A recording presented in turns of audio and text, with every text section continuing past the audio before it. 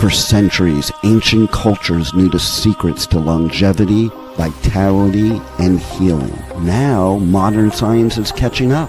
Ageless Blueprint is a podcast that will reveal the modern secrets of better health and a better life. Join Dr. Eldred Taylor here today and every Wednesday at 9 a.m. Eastern Time on W4HC Radio at W4HC.com. As together we discover the secrets to better health through science and spirituality. A better life with Ageless Blueprint starts now. Here's your host, Dr. Eldred Taylor.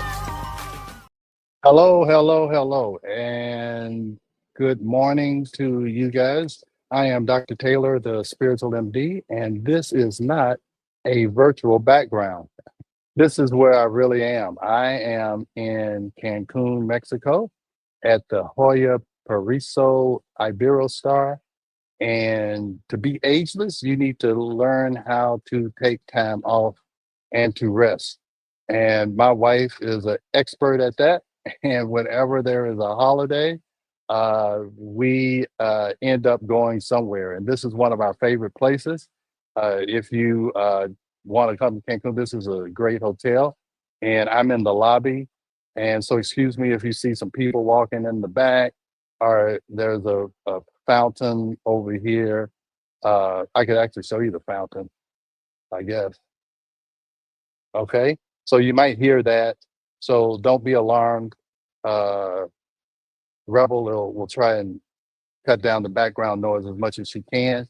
But I want to welcome you. I'm Dr. Taylor, the Spiritual MD, and my flight leaves a little bit later today. But at first, I was going to, Rebel said, hey, why don't you just replay one of your other previous podcasts? I'm like, no, I want to show you guys I'm dedicated to this show. I'm dedicated to you. I'm dedicated to show up where I'm supposed to show up if there's any way possible. So I found a little spot here, and we're going to go ahead with the show. Right, Rebel? Nothing's going to stop us. Nothing's going to stop us. And I don't hear the fountain, but it looked beautiful. Okay, good. So let's get started. So today, what I want to talk about is, we're talking about being ageless. So you always want to know where you're starting from. Okay, is that how bad am I, or how good am I? How concerned do I need to be about aging, and am I aging appropriately? Am I aging too fast, or am I slowing down aging? Well, I'll tell you, there's a lot of high price longevity programs out there, and I'm not saying there's anything wrong with those. I'm actually going to start not high price, but in the school group that's a part of one of those programs. But there are some very inexpensive things that you can do. And of course, for some reason, there's a bunch of noise right when I get ready to start. This guy, he's taking luggage. But anyway, there's a lot of cheap things that you can do that don't cost any money. You can figure out where you're starting from, and you can do things to improve your health, and you can track it yourself. I'm always about, you cannot manage what you cannot measure. And so you always want to be measuring how you're aging. And you can do a lot of this at home. Okay. So we're going to talk about, I think that's 5 things you can do that don't cost you much money at all. Some things don't cost you anything. And you can figure out where you are in this aging process. Okay.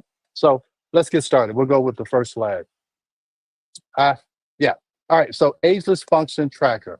We always want to track things. I talk about stress. You got to measure stress. You got to measure your hormones. You have to measure in order to know how you're doing. Okay. I'm going to talk about later on, is you want to measure how you meditate. Okay. I'm a big believer in meditation. So we always want to measure and see how we're progressing. All right. So I think I can control the slides here. Now, this is what I woke up to this morning. All right. I woke up early because I needed to prepare for the podcast, and I managed to get out there before sunrise. So this is the Maya Riviera area of Cancun, and that's the sunrise. And I'm going to tell you a part of being ageless is being grateful for the sun to rise every day and you're alive to see it or experience it. You know, if you get up in the morning and start out with a feeling of gratitude, it really it really provides an ageless spirit. Okay. It's just to be grateful to breathe, just to be grateful to move. And we're going to talk a lot about movement, but to wake up and to see that, it just shows you how great it is just to be alive. All right. So if you come here, you get one of those rooms and you get to see that. All right. So hopefully that brightens up your day, uh, and just see how uh, that light can shine and brighten up your day. Okay. So hopefully if nothing else, that helps you just to see that. And I'm not doing it to make you jealous or envious. I'm doing it to try and uplift your spirit and just tell you that being ageless is about being grateful. All right. So, why functional metrics matter? All right. Now, these things I'm going to talk about today, uh, it- let's just talk here. Early warning signs. Functional decline precedes other aging markers by 5 to 10 years. Changes in daily movements reveal health issues before they become serious. So, you can preempt or predict disease or declining aging or aging too fast. And you can detect that 5 to 10 years before you're ever going to get any kind of disease. So you want to pay attention to these metrics because you can intervene way before anything is actually perceptible to any doctor that something may be wrong. Okay. So this will tell you the true biologic age, not just the age counting from the day you were born, but how fast or how slowly are your biological systems aging. So grip, how strong you are, your gait, how fast you walk, or how long are your strides. Balance reveal actual aging status regardless of chronological age. These reflect integrated neurological and muscular health. So, in order for you to move, and that's why movement is so important, is a lot of things have to be coordinated. Okay, the left and right side of your brain, your spinal cord, everything has to be working in harmony for you to be able to move without having to think about moving. Okay. You know, when people have lost uh, their ability to move from a stroke or whatever, they have to start thinking about how to move. So you want all of those circuits to be connected so you don't have to think about doing daily activities. So it's a superior predictor. It outperforms blood pressure and body mass index for longevity prediction by up to 3 times. Functional capacity correlates more strongly with mortality risk. So just by measuring these, you can decrease mortality. Okay. So again, I can't tell you how important these things are. So actionable insights. Unlike genetic tests, these metrics provide immediate feedback, improvable through intervention. Small improvements yield significant gain in independence. So these metrics are used worldwide to assess elite athletes and aging adults. These tests have decades of validation across diverse populations. So this is the thing when I'm talking about going to a regular or going to a doctor. They are looking for disease. They're looking for what has happened 5 to 10 years after you could have identified some things that you needed to improve. So that's why I say every person has to be their own health advocate. You cannot depend on the government, on Medicare, Medicaid. You can't depend on that. You got to depend on yourself. You have to be independent and you have to take control of your health. And this is a way that you can do it. All right, so grip strength. Now you can get one of these on Amazon for like 19 bucks. I have one. I meant to bring it so I could show it to you, but this is just measuring grip strength. So you can use it's a called a dynamometer. All right.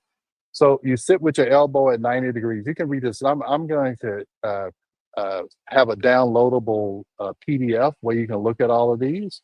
I'm going to add that to the podcast as a link, but you sit with your elbow at 90 degrees and you squeeze that and you do it 3 times. All right, 3 attempts per hand, 60-second rest in between.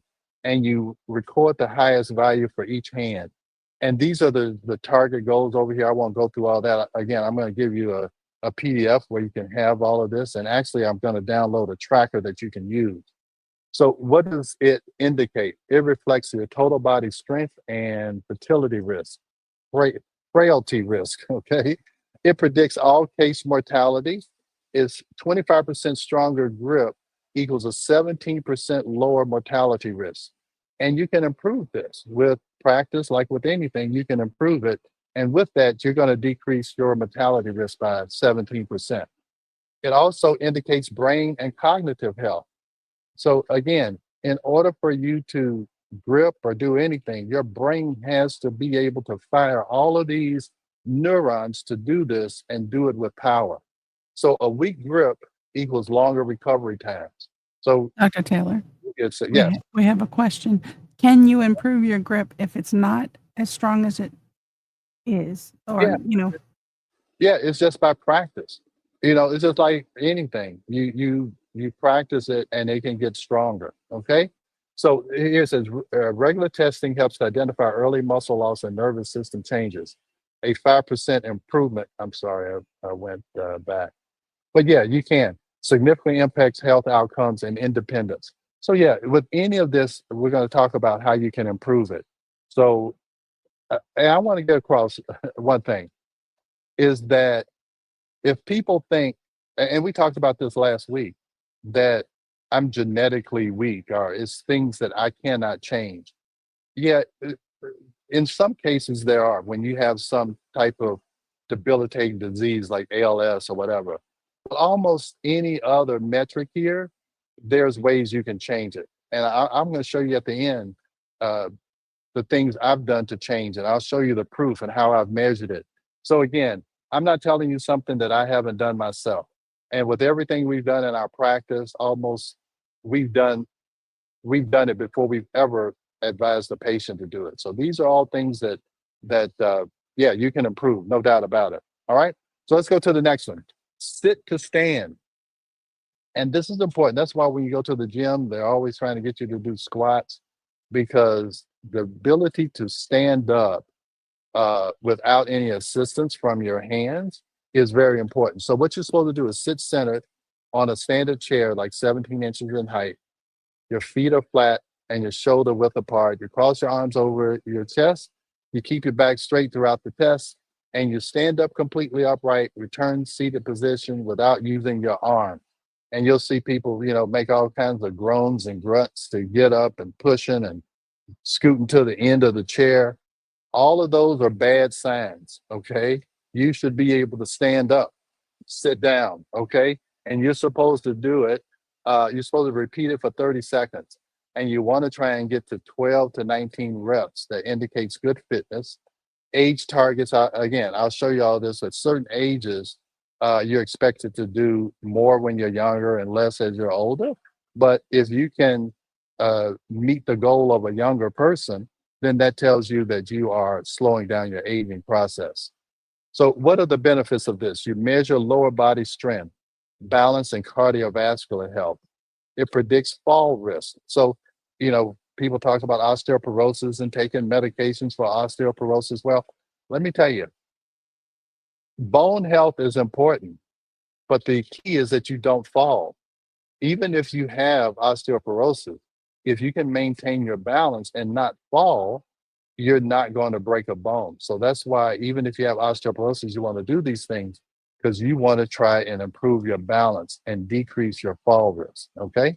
So each additional rep correlates with 14% lower mortality risk. Improving by just 2 reps can significantly extend your health lifespan. Now, this test stimulates a movement performed 30 to 50 times daily. Regular practice strengthens key muscles and improves functional capacity. Those with knee or hip concerns should consult a healthcare provider first. So yeah, you don't want to if you've got a arthritis in your knee or whatever. But I still think that doing this exercise is going to help increase the mobility of the joints. Okay, so that's test number 2. Just being able to stand up without any extra assistance. All right. All right. So let's go to the next one. Gait speed. so I always I'm showing my age, and Rebel, again, I don't want you to uh divulge your age, but if anybody used to look at the Carol Burnett show and would see Tim Conway act like an old man and shuffle his feet, have you ever seen that, Rebel? It does come on at Nick at Night and some other, I think it's on Tubi TV. Yes, I didn't Yeah, see it when it yeah. was originally though. So when I look at this, I'm like, you don't want to be like Tim Conway when he is shuffling his feet, acting like an old man. You want to be able, you want to walk briskly, and you want to take long strides. Okay, 100 to 118 steps per minute balances your cardiovascular efficiency with joint health and focus on consistent rhythm over stride length. Okay, so you want to have a nice pace of walking.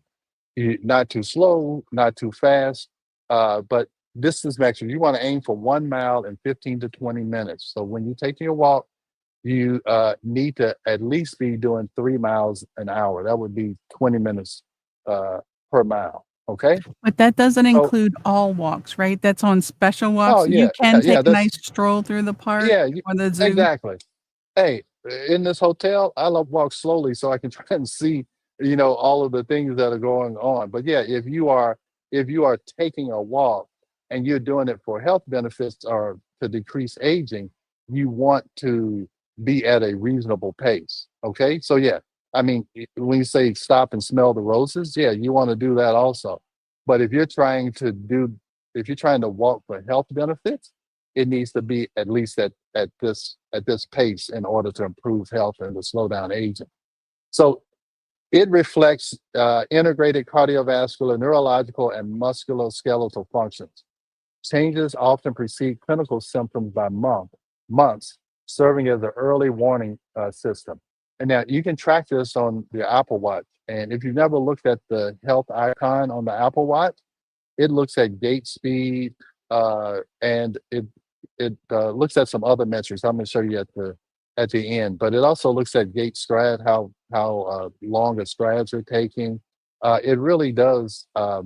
It does track a lot of health markers. All right, and again, movement is so important to the neurological system because again, you actually have trillions of connections from all these nerves trying to organize your thoughts, your movements, your speech.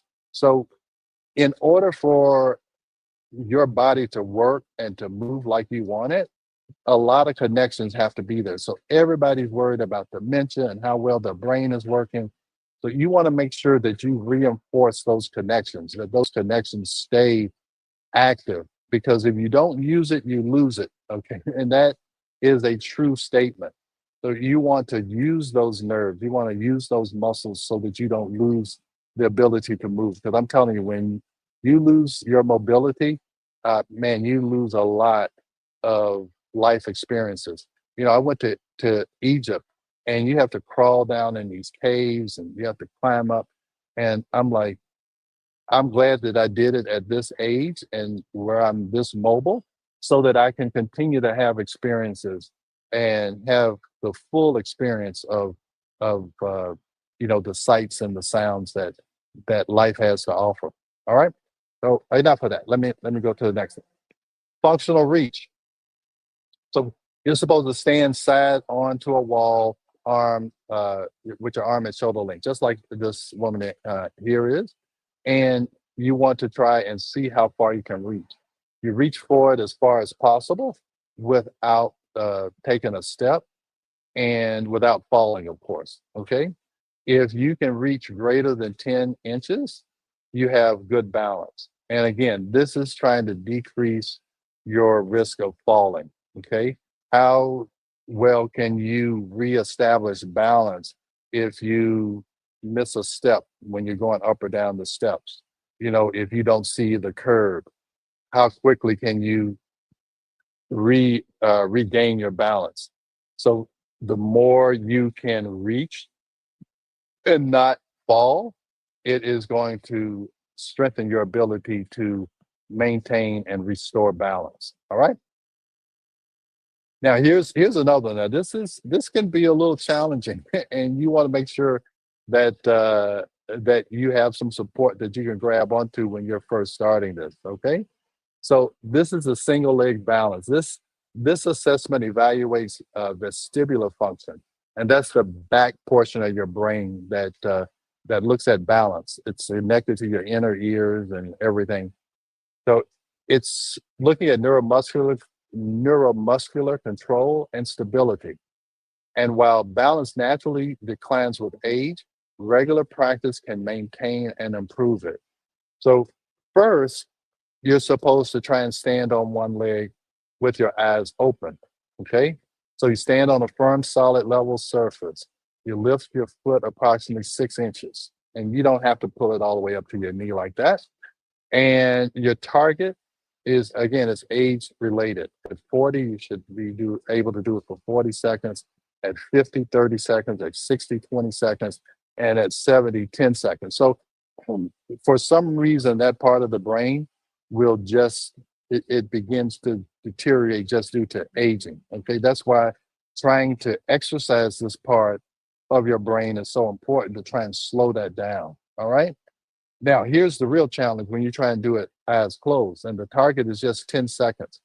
Because in order to maintain your balance, your body needs to be able to sense where it is. Okay.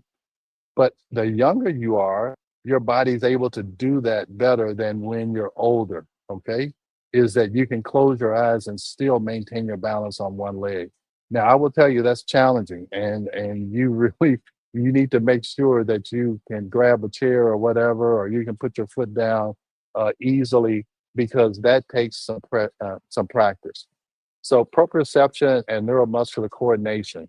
Again, for your body to know where it is in space, the cerebellum has to be working. And I'll tell you, I learned this several years ago, probably 10 or 11 years ago. And because my mother suffered with dementia the last 4 or 5 years of her life, I was really concerned about how I can exercise my brain.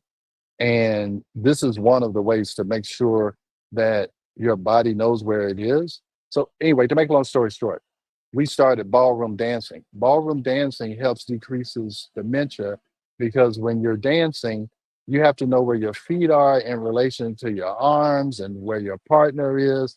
And I'll tell you, we've been doing ballroom dancing for 10 years. We've been taking lessons on and off. And it's difficult. It is difficult to be able to move your arms and legs in different places at different times. And so that's a way that you exercise that proprioception. Where are my feet in relation to my environment? Where are my arms? So anyway, that's a test that you can use, and you can definitely practice and improve. All We right. also want to remind everyone, please do this if your legs and knees are in full Yes. function. Do it Yes. within Yes. your restraint, please. Don't try to do it Exactly. if your legs or knees aren't in full Right. function. Right. As we said at the beginning and the end of all of these podcasts, I'm just giving you suggestions. Yes, you need to talk to your doc. Yeah, if you're about to have a knee replacement next week, don't don't do this right now. Okay, let's wait till we know that your body is functioning semi normally, and then we can talk about improving it. So anything that needs to be repaired, let's get it repaired, and this would be a part of the long term rehab, process. All right. All right. Yeah, yeah. And the Apple Watch can do a lot. Okay. There's if you go to the health, it has a little heart thing.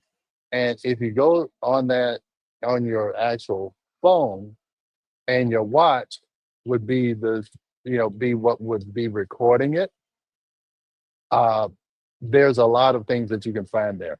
That's what I'm saying. Gait speed, and it's actually measuring it even when you don't know it's measuring it. So you can go, and if you've been wearing your watch for, I don't know how long, it's actually keeping a record of that. And you can look at what the trend is, and you can start actually, paying attention to that. It looks at walking steadiness. It looks at how well you're putting your weight on your left and right foot. are you favoring one or the other? It really is amazing what it's recording. And it can look at stride length and walking asymmetry. That's what I'm talking about. Are you focusing more? Are you preferring one side more than the other? It can be, it can be indication that you have some weakness in a hip, or you have some kind of back pain that your body is trying to adjust for. So if you have an Apple Watch, and I'm an Apple guy, but I'm sure Google has the same thing, and Fitbit, all of those, whatever your way of uh, uh, obtaining these metrics, it doesn't matter. All I know is Apple, but I'm sure all of the other companies have something like this, and I think it's great, and we just need to start paying attention to it so that information is there. All right. So let's go to the next one. So again, and you can score and track your progress. Again, the Apple Watch will do it. I'll actually have a link for a PDF where you can track it. But really, all of those graphs and everything are right there on the Apple Watch. So I think it's really important. Again, you want to see where you're improving, and if you're not improving in an area, you want to focus on trying to, you know, improve that area. Don't, uh, if you don't have information, you don't really know which path you need to follow. So I think all of this information is very good for you. So what can you do? Interventions for improvement, strength training, okay? Resistance exercise 2 to 3 times weekly. And at the end, I'm going to show you, some of the results that I've had by doing this. Uh, I work with my trainer 2 days out of the week on Wednesdays and Saturdays, and I'll show you some of my results. And you want to focus on grip strength. He has me, doing pull-ups. I got to have a strong grip for that. All right. You want to focus on grip. You want to focus on leg. I hate leg day, but he makes me do it. I have to do my squats and do all of the leg stuff. And you have to work on your core. So you use progressive overload by gradually increasing the weight as you adapt. And I think that's why you need a trainer, because he pushes me. I will say, hey, look, I don't think I can do this 8 times. And then I do it 8 times and I'm so excited, and I don't think I can do this at this weight. And he says, let's give it a try. So now I've learned to stop saying that I don't think I can do that, because I think I told you last time, if you go in there and think you can't lift that weight, you're never going to lift it. All right. Now, the other thing you can do, there's peptides. All right. Peptides like apithaline, and that's going to be a part of our longevity program. Apithaline increases something called telomeres, and telomeres are the tips of your DNA chromosomes. And everybody talks about it's like the tip of a shoelace that protects the shoelace from unraveling. Well, the telomeres, what they do is they keep the DNA from unraveling. You can think of it like that, because the shorter the telomeres, the shorter your lifespan. So you want to increase your telomere length. You can do that with some of these things I'm talking about, the strength training, the meditation, all of that. But you can also do it with peptides. And the Piptaline is one that increases telomere length. And I think it's a part of any longevity program. You do it, it's an injection that you give yourself 10 days twice a year for the first year. And then you can do it like once a year, once every 2 or 3 years. And there's tests you can do to look at telomere length. That's one of the tests we can provide. And then there's a peptide called BPC 157 that supports tissue repair and recovery. So if you do have a knee operation or anything like that, BPC 157 helps to increase your ability to repair tissues. And consistent tracking is to really pay attention to these metrics. And it's just like when I go to the gym and I'm able to lift something that I wasn't able to lift before. Uh, it it it gives you that small victory that motivates you to keep going. Okay, so that's why I think measuring is so important. So expect nonlinear improvements. You're not going to always have a good day. Sometimes I can go in there and lift the weights, and then sometimes I'm just not feeling it. And you want to have a trainer who can kind of tell that and doesn't push you when you don't need to be pushed. Substantial early gains followed by plateaus. And again, that's why I think you may need a trainer so they can change your workout and they can see what's not improving at the correct rate. and they can change your workout. And that's what he does for me. Uh, show significant functional improvements require 8 to 12 weeks of consistent practice. And again, after the commercial, I'm going to show you some of my results so you can know that it's possible that a 64-year-old man can change a lot of these metrics. And it probably took me, I started really doing this probably August of the last year, so it hadn't even really been a year. So all of this can be done, and it doesn't, have to take forever just because you're a little bit older than the other people in the gym. All right. I think it's commercial time, right? Right, Rebel? And then I'm Yes. gonna come back and show you some of the things that I've been able to improve. Okay. Sounds good. Here we go. All right. We are going to a quick break, so stay with us as we explore the Ageless Blueprint right here on W4HC Radio and Talk4 TV. An ancient secret with a modern twist for better health and vitality. Dr. Taylor will be right back. Taking care of your health shouldn't mean taking a handful of pills every day. At Taylor MD Formulations, they create doctor-developed supplements that combine the best natural ingredients so you get the results you need with fewer pills. Taylor MD Formulations is backed by science, designed for real life with real results. Less pills, better health, doctor approved.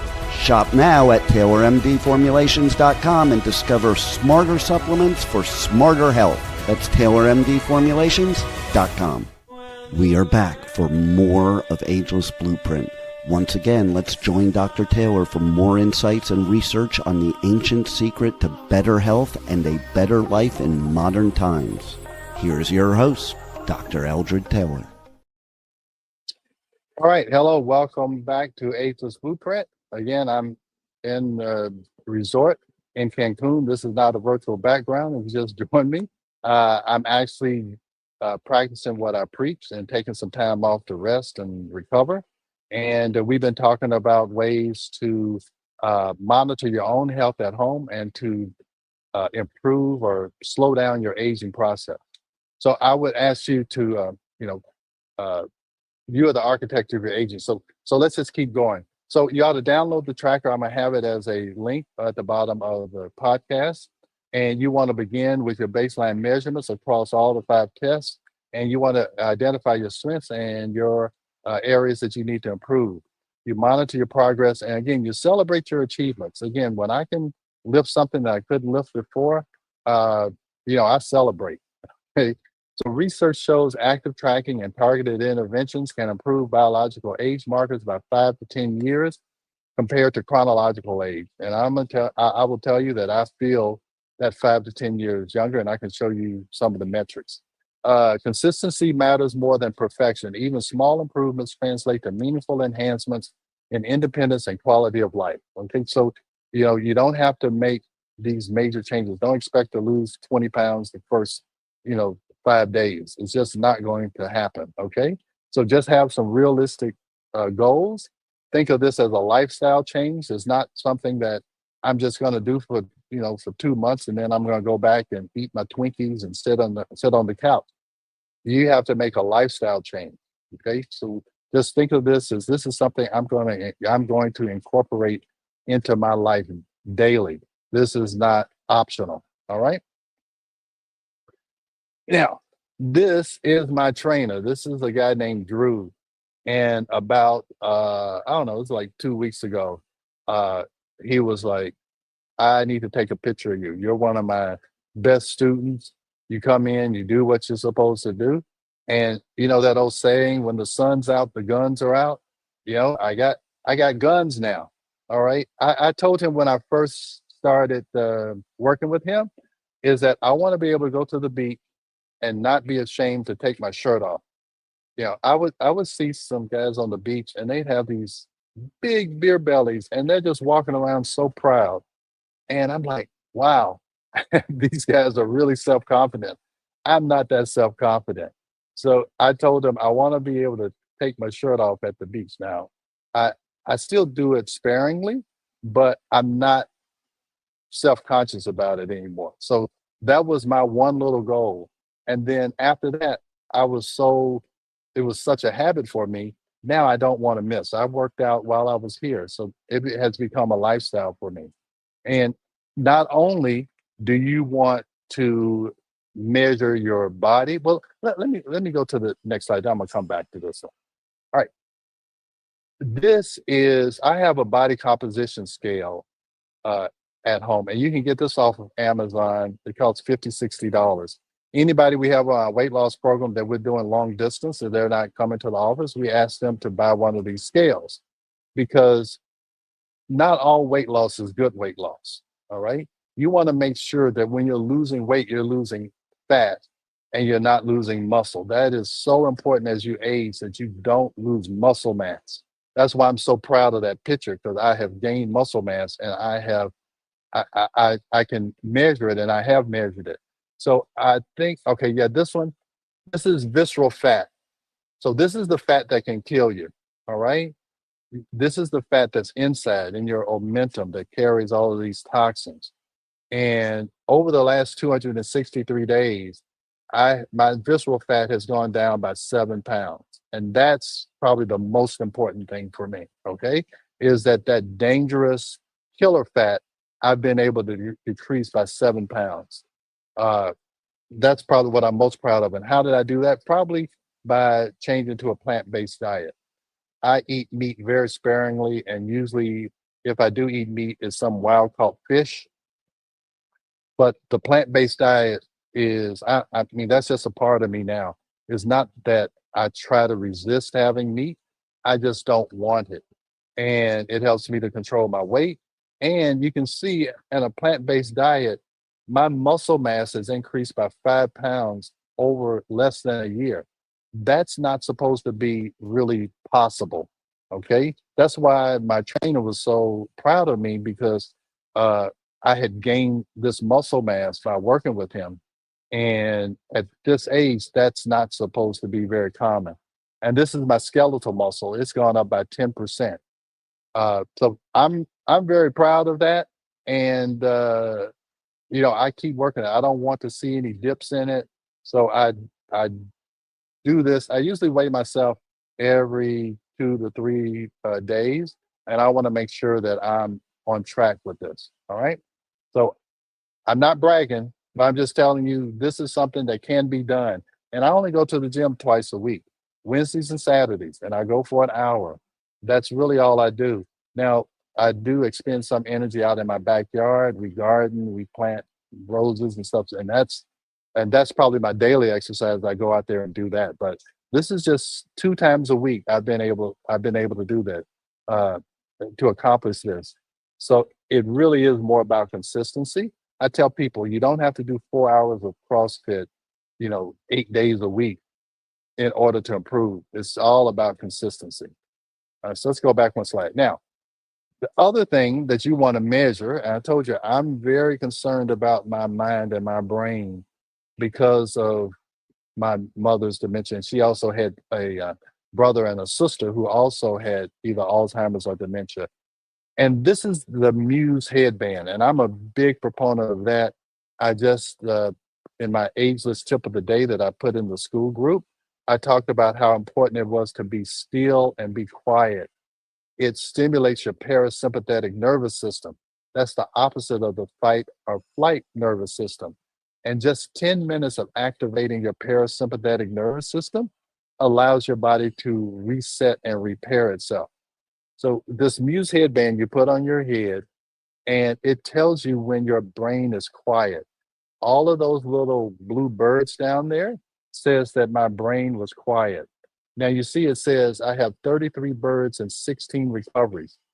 What that means is that what mindfulness means is that you're mindful that when thoughts cross your brain and you're able to let those thoughts leave and you don't dwell on them.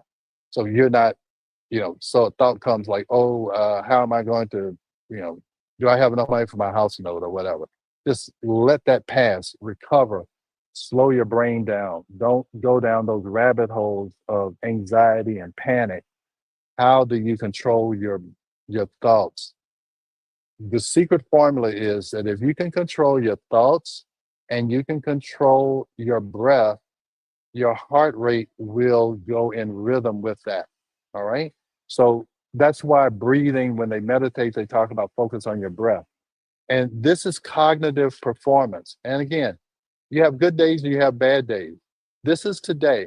This is May 28th. This is what I do in the morning. Okay. I'm telling you, when I'm telling you I have a routine, I have a routine. So today it was great. Now I'm going to tell you, when you really do deep meditation, I have reached this optimal level when I'm really focused and I do more than a 15-minute meditation. So this is telling me that my cognitive performance is great. That is very, very important to me. And then you look here, it's brain recharge. Am I overworking my brain? No, I have my sleep last night, my meditation has allowed my brain to recharge. Okay. So I love this. And if you, I'm going to have a link to this. If you go to choose muse, muse.com/ageless, you can go and purchase this and you get a 20% discount. So it's what did I say? Choose, CHOOSE, muse, MUSE.com/ageless. And you can get this and you can do it and you can track how well your brain is working, and it allows you to know if you're meditating correctly. I also talked about just the act of being still. I was still 84% of the time during those 15 minutes. And this I've had to work on, is being able to not be fidgety and want to move. So I sit in this position, I stay there, I focus on my breathing, and I let my thoughts pass. I don't dwell on negative thoughts, and I don't and I try to invite positive thoughts. That's how you get these little birdies to show up. When your brain is, and what you'll have is you'll be listening. When you're thinking, you hear rain, and it sounds like a thunderstorm if you're really thinking. And as you quiet, the rain goes away and the birds start to sing. And your brain can start to get trained. And I can do it, willingly, is that I know how to slow my brain down. And it actually looks at these brain waves. And I think I'll do a whole lecture on talking about brain waves and how you can get into these different states to do different things. You want to have a different type of brain wave when you're trying to reset your brain. You want to be in delta or theta or alpha. And when you're doing work, you want to be in beta. And when you're frazzled, this is where you don't want to be, is in high beta. And this tracks all of that for you. I really, really, really can't tell you how important I think this is, especially as you get older. If nothing else, just for this cognitive performance. And you'll see how the better you get at meditating, your cognitive performance will increase and this brain recharge will be very consistent. So, what I'm trying to get across to you is that it is important for you to not only train your body, but is to train your mind. All right. And then so we talk about body, mind, and spirit. And I think getting up in the morning and seeing the sunrise or watching a sunset, I think that connects you to spirit. Okay. The intelligence, the God, the whatever you want to call it, that is controlling this universe, that makes sure that sun rises in the east and sets in the west. Just to see the wonder of how this universe works, I think that's one way to connect you back to spirit. Uh, when I go out into the garden and I see that I planted one little plant and I have more cucumbers and tomatoes than I can even think about eating, is another way to connect the spirit, to see the wonder of nature and how this hotel is so beautiful that someone thought of this in their mind and they created it.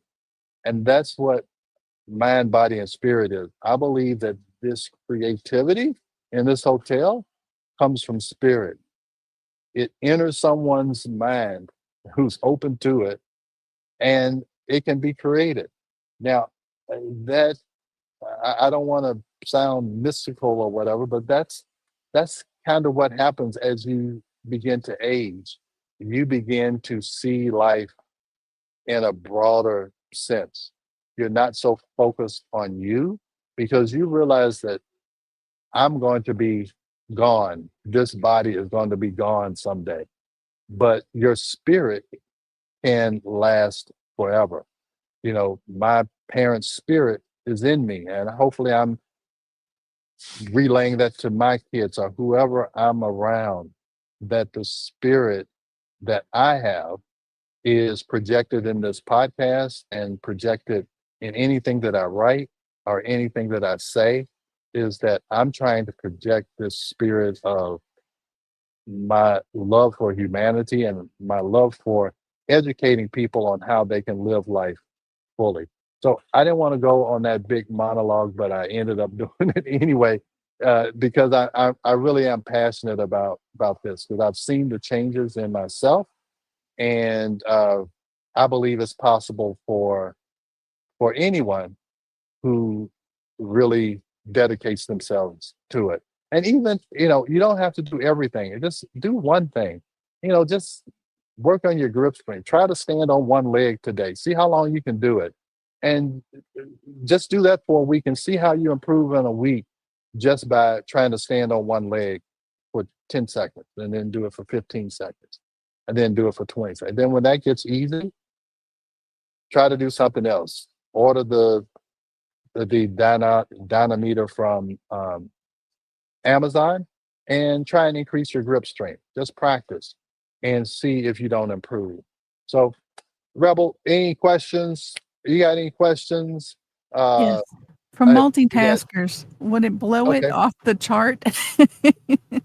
Oh, If, was that? if you were doing that measurement and you're multitasking and just a mile a minute on Oh, and that. brainwaves, would it blow it off Brain. the Oh, chart? yeah. It might explode, and that's that's and that's what we're trying to. That's what I've learned, and no one can really multitask effectively. Okay, if you are multitasking, you are not you are not focusing enough on that one thing to get it done in the best way possible. You're really better off focusing on task number one, completing it fully, task number two. Because here's what happens: you end up, and I even do this when I'm trying to think about, hey, what podcast I'm going to do.